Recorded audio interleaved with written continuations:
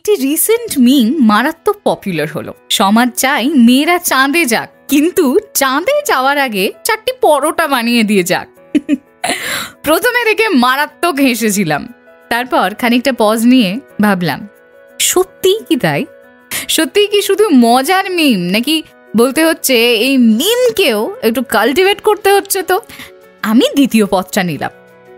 একটা কথা খুবই বলতে শুনি আজকাল, মেয়েরা ঘরের কাজ আর বাইরের কাজ দুটোই দারুণ ব্যালেন্স করতে পারে। কিন্তু ওয়েট, ব্যালেন্স করার দায় কি শুধু মেয়েদের?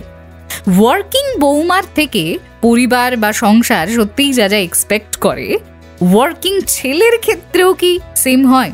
মানে সংসার বা সমাজ কি এক্স্যাক্টলি তাই এক্সপেক্ট করে? নাকি আরে ও তো ছেলে, ঘরের অত কাজকর্ম করতে পারবে না, এসব বলে ব্যাপারটা মিটে যায়? আমি জানি এবার তুমি বলবে আমার বাবা কিন্তু দারুণ শুক্তো বানায়, বা ছেলেদের কিন্তু অন্য চাপ আছে দেবস্মিতা। হ্যাঁ, নিশ্চয়ই চাপ রয়েছে।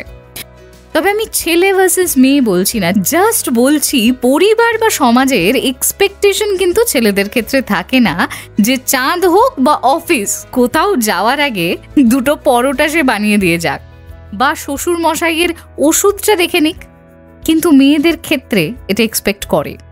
তাই hey beautiful ladies, stop balancing everything. Fever FM happening here.